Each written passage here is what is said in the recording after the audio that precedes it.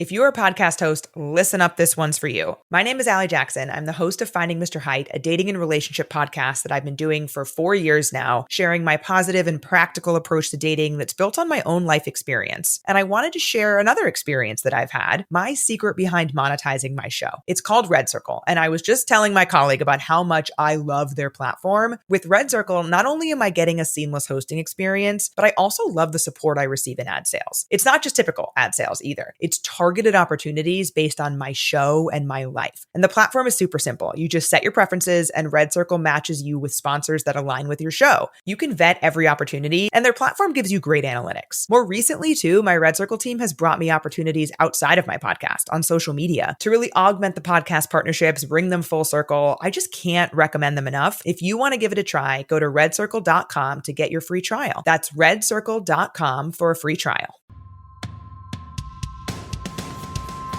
Welcome to Uncluttered and Unfiltered, the podcast urging you to let it go and don't look back. With nationally acclaimed professional organizer Christine Stone and self-proclaimed hot damn mess radio and TV personality Eden Kendall. Welcome everybody to Uncluttered and Unfiltered. I'm Eden. And I'm Christine.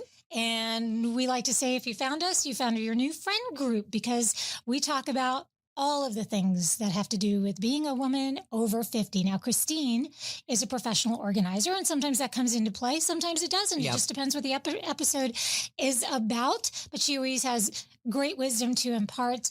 I am a newly reformed, unorganized person. Let's see if it still sticks after a while. I'm going to do my best to become that way.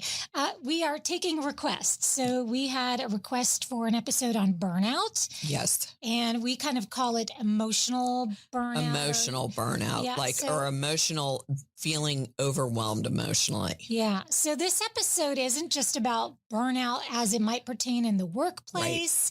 Right. It actually has to do with people dumping their stuff on you, right. Whether that's an employer, a child, a mother, a sister, a brother, and we'll cover all of that. We both have stories. So this story that you have, you asked your daughter's permission, which we like to do. We don't like to just talk. Yes. I mean, we want to. Without permission, there are some things we'll say about our kids, but the real stories like this, you got her permission. Yes, I did. It was a learning experience. It was a learning experience, which really has to do with this episode because what we're saying is sometimes you just got to let them see the consequences of their actions when they're adults. Because burnout can very much be caused by, in this instance, your adult children offering the opportunity for you to also carry the weight of whatever mistake they may have made or what misconceptions they had about the real world. And instead of it being like, okay, go handle this, whether we want to or not, we kind of take it on. Well, I'm going to give this analogy real quick before we tell her story. So imagine if everybody throughout your week came in, first your husband spilled his stuff on you about what's going on and can you do this? Can you fix that?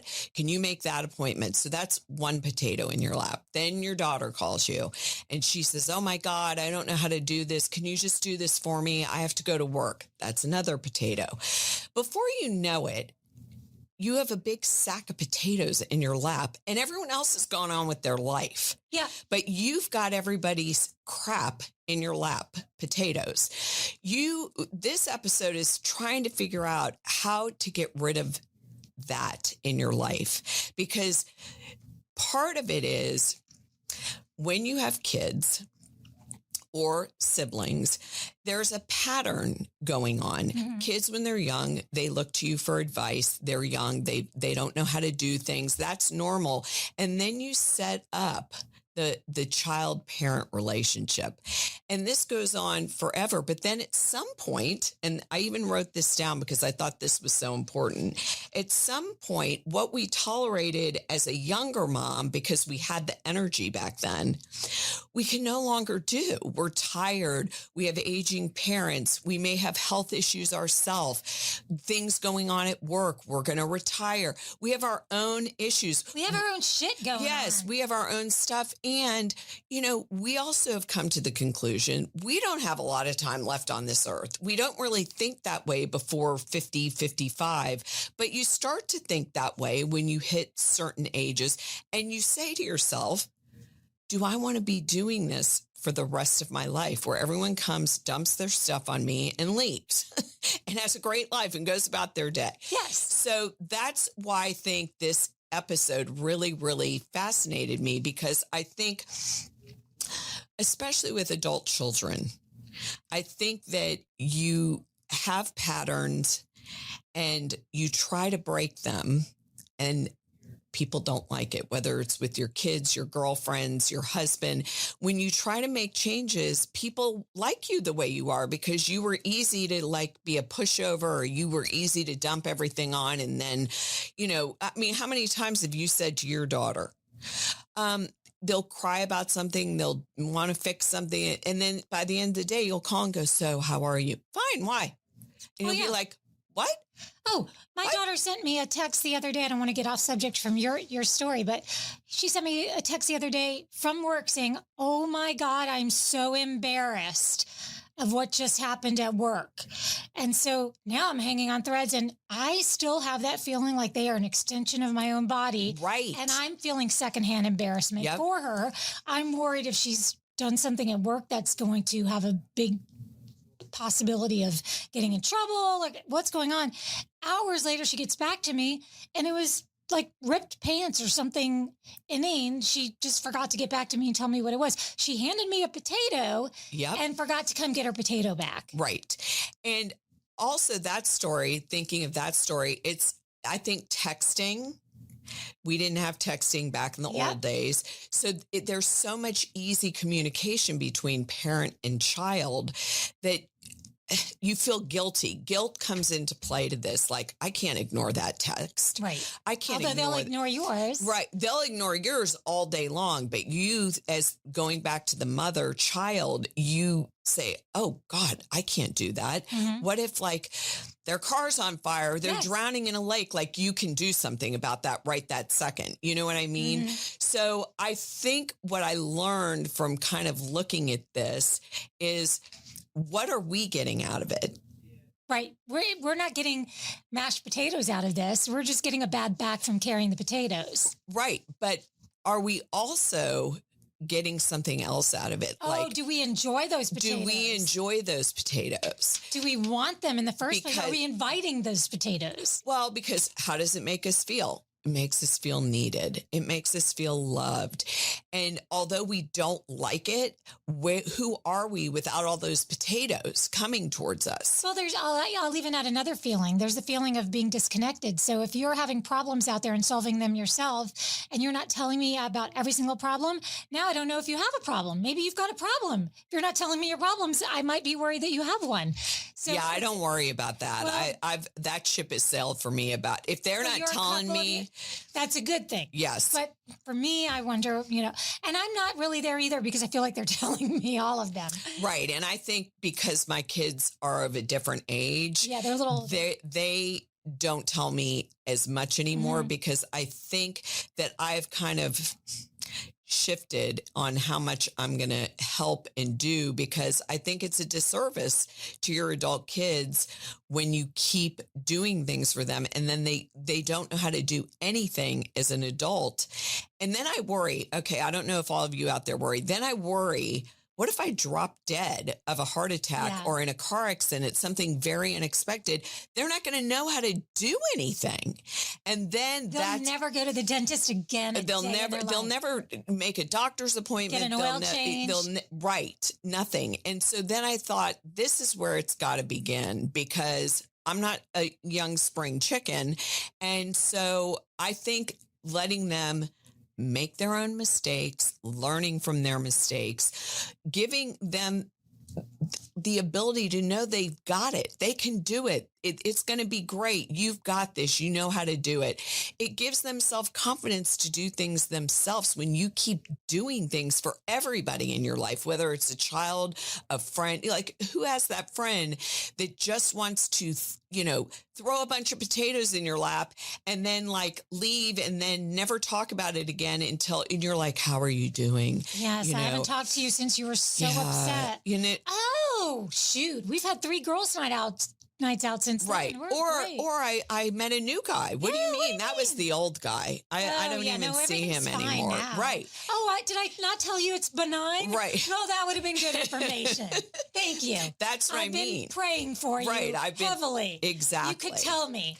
Yeah. So let's get into your story because to me, this is like with a bow, the story of the child who, one, didn't heed the advice. Yes, of and the then parents. Still wanted more help after trying to rectify the situation. Right. So go ahead. So my daughter moved from Texas to Florida, but when she moved to Texas, my husband said to her, you need to get a new title in that state. Being a lawyer, he knows a lot of things that lay people wouldn't know.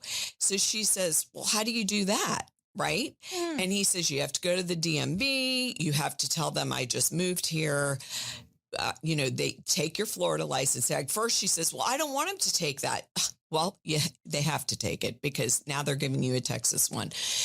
And so he said to her, make sure you get a copy of your new title, because if you ever move somewhere else, you're going to need that when you go to that DMV, whatever. Well, 2 years goes by. 2 years? 2 years. She lived in Texas for a couple of years. She moves back to Florida. Oh, good thing she didn't trouble herself with getting that Texas license.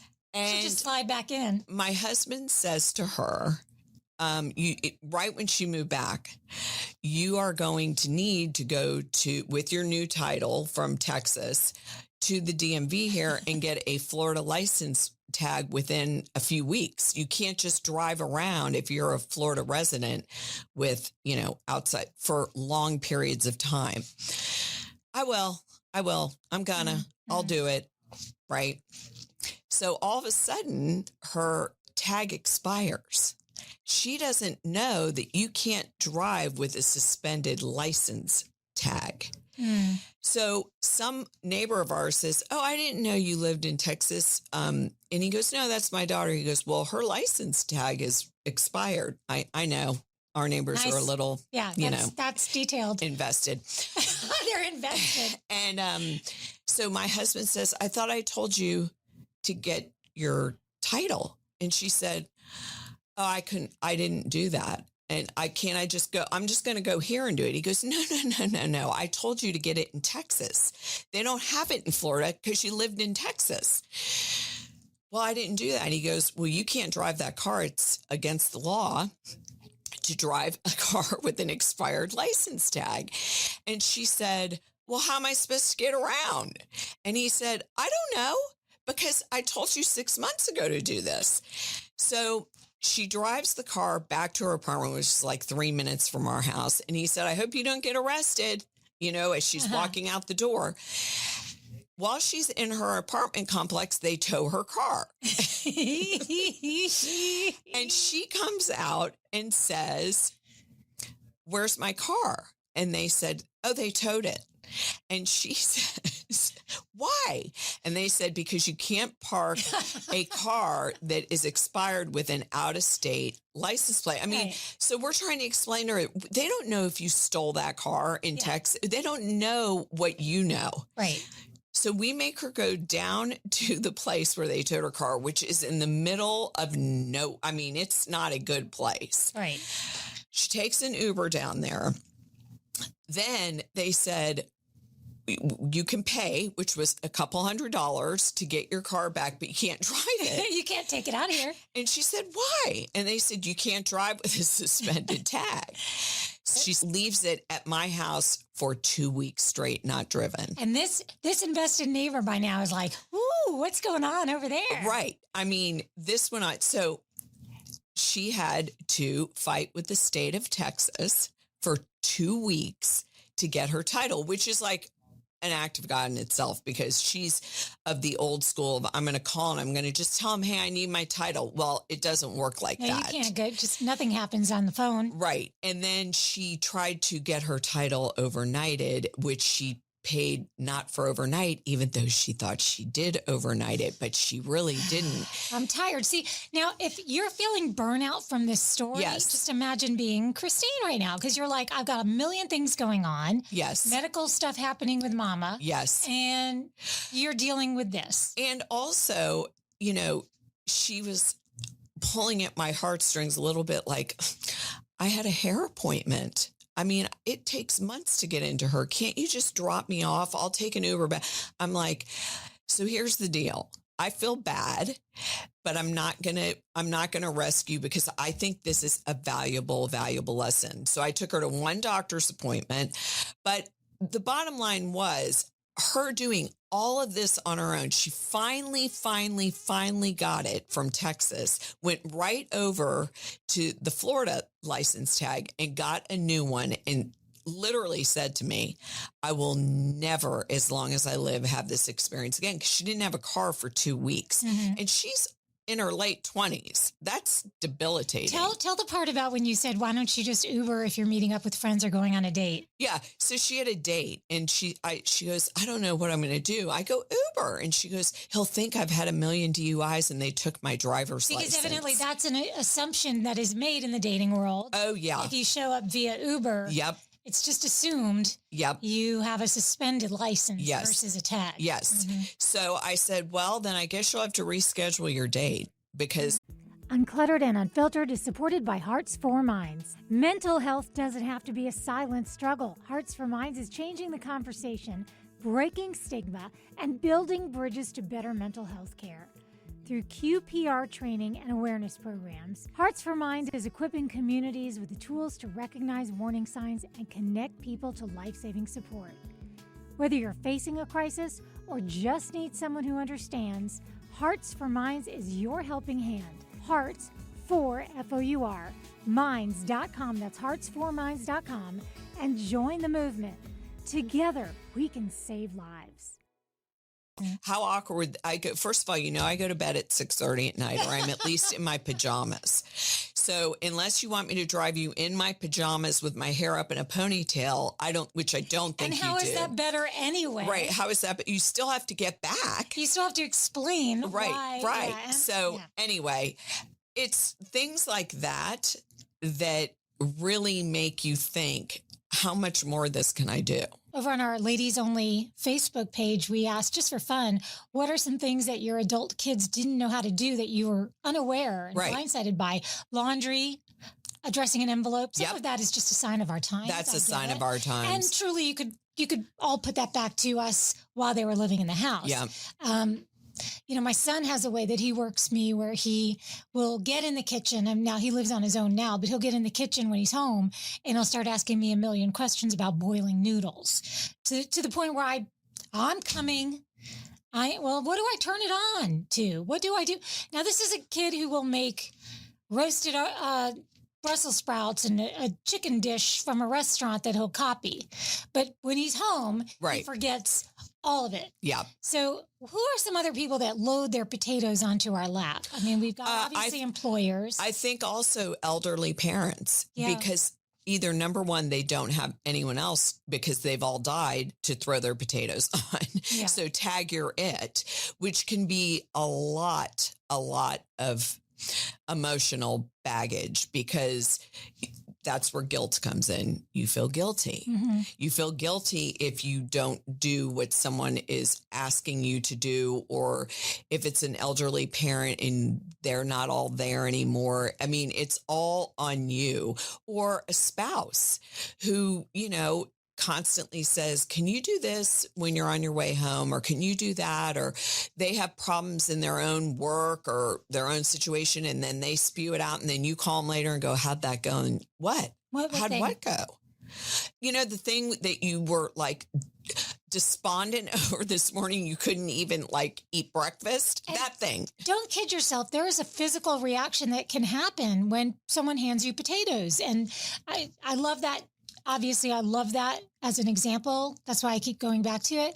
But my mom let me know that she had texted my daughter a few weeks ago, maybe, and she never heard back from her.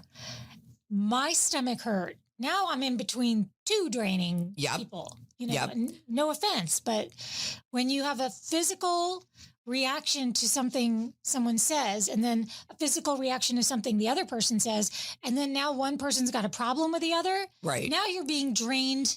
Because it's two people it's like throwing hooking potatoes a battery in up to you from two sides. Yeah. Well, that's one thing not my circus, not my monkey. That's my other statement. Yeah. If it's nothing to do with me personally, I don't get involved at all anymore. I'll say to the grandmother, she's a busy kid. I don't know. You could keep trying to text her. If it's my daughter, listen, I don't want to get in the middle of this. If you don't want to call her, just text her. If not, I try not to get involved in everybody's little minutia because it just is so emotionally draining in my opinion, at this age. You don't have the bandwidth that you used to have to deal with every person in your life's stuff. So the takeaway that I'm hearing is that it's more about changing the way you're receiving the potatoes than it is about trying to change the people around you who are handing them to you. In other words, stick your hands in your pocket and say no thank you when they come up to you trying to hand you a big bag of shit. Well, and I think you also, the first thing is you have to communicate. I am very good now. I wasn't a long time ago, but I'm very good about saying, okay, I've been going. I'm exhausted.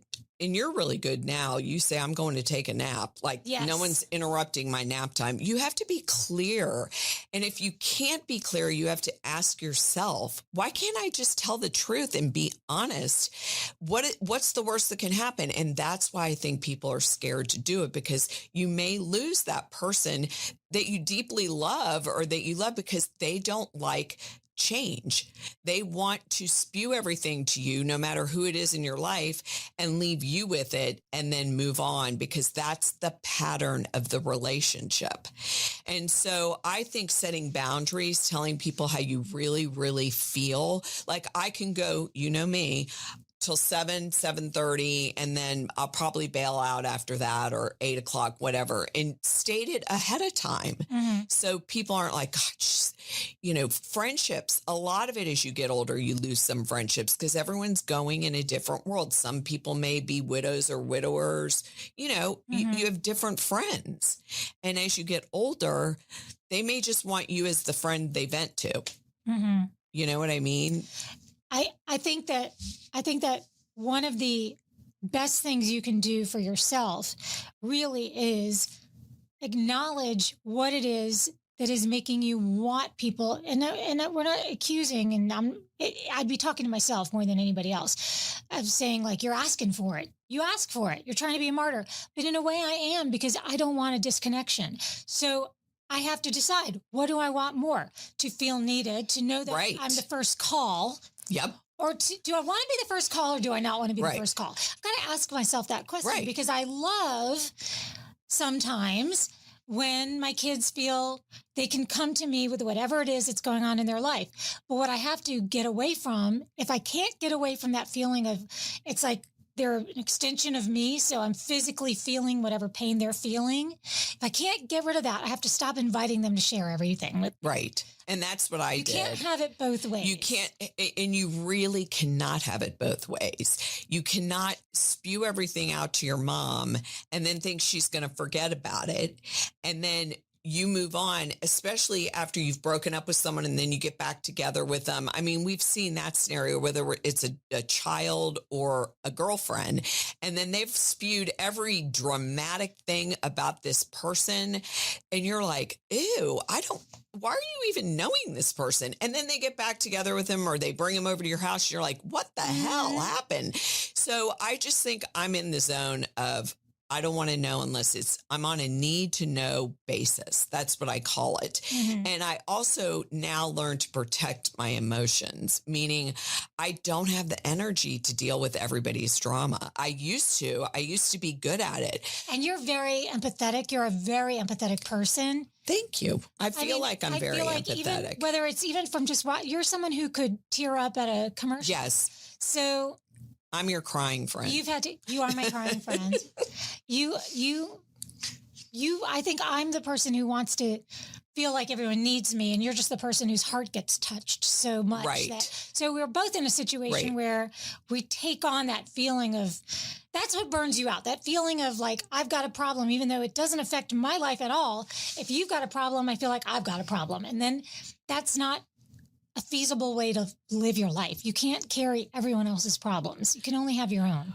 Well, and like I said earlier, when your kids, like my older daughter is a mom now with a child, and yes, she asked for advice about her situation, whatever. But I always say to her, well, why don't you and him discuss this amongst yourselves? Because he's so smart at these things, and, it's your life. And, I don't want to really get in the middle of things anymore. I feel like you're doing them a disservice as they get older. I mean, yours are still young, 20, mine are, one of them's 34. So, I mean, we're talking way older. You just need to, I feel like most of the decisions I made, even if they were bad ones, I learned a valuable lesson and I learned something from it. And I feel like if I keep fixing, because I'm known as the fixer, if I keep fixing everything, no one's going to ever get to that point and be able to fix their own stuff and learn from their own stuff, whether it's a girlfriend, a brother, a sister, anyone in your life. You have to learn to be honest and open communication. What's the worst that can happen? If they don't want you in their life anymore, I would say that's pretty selfish, that I only want you if I could dump on you. If not, you serve no purpose to me. Another analogy could be if you've ever worked in a workplace that's pretty corporate and they have work tickets where, like, let's say you have an issue with your computer. I know at one of the TV stations I worked for, if you had an issue, you would put in or even when you call a company to complain, they open a ticket. So by opening a ticket means we're working on your issue for you. And once it's resolved, we will close your ticket. Well, if every time somebody calls you with a problem, you open a ticket for them, imagine the burnout an IT guy at a company would feel if somebody from every department in that company had called him on the same day or same week or even same month, and you had all these open tickets with no resolution. Maybe their computer was fixed and they never told you, or maybe it's just still ongoing and it's waiting for you to give it attention. Instead, you could just say, here's what you can do to fix it. You're on your own. Or an open-ended question like, are you asking for my advice? I love that. That's what I say all the time now. Are you asking for my advice? Because inevitably, whatever you say gets thrown back at you. If it didn't go the way they wanted it, and you told me to do that, you said it would work, and then you have that problem. So that's where I am now. Are you asking me what I would do if it were me? Right. And if not, if they say, well, I guess, or I don't, then say, this is what I would do, but that doesn't mean you have to do it. It just throws it kind of back at them, knowing that every time anybody says that, you're saying that. I love that. Thank you. I love it. You should have a podcast with words of wisdom like that. That was excellent. Well, are you asking me for my advice? Right. Because through the years, I have learned when you give advice, they'll act like I didn't ask for your advice, even though they really did. So I think it's best just to say, are you asking me or are you just venting? And then maybe they're just venting. Okay. Great words of wisdom there. We appreciate everybody for being with us and for giving us that topic, okay? Because that is a topic that we've really enjoyed kind of delving into. Right. We can go deeper into it another time. So thanks, everybody. How should we close this time? When people are handing you the potatoes, you can let the potatoes go. And don't look back. If you're a podcast host, listen up, this one's for you. My name is Allie Jackson. I'm the host of Finding Mr. Height, a dating and relationship podcast that I've been doing for 4 years now, sharing my positive and practical approach to dating that's built on my own life experience. And I wanted to share another experience that I've had, my secret behind monetizing my show. It's called Red Circle, and I was just telling my colleague about how much I love their platform. With Red Circle, not only am I getting a seamless hosting experience, but I also love the support I receive in ad sales. It's not just typical ad sales either. It's targeted opportunities based on my show and my life. And the platform is super simple. You just set your preferences and Red Circle matches you with sponsors that align with your show. You can vet every opportunity and their platform gives you great analytics. More recently too, my Red Circle team has brought me opportunities outside of my podcast on social media to really augment the podcast partnerships, bring them full circle. I just can't recommend them enough. If you want to give it a try, go to redcircle.com to get your free trial. That's redcircle.com for a free trial.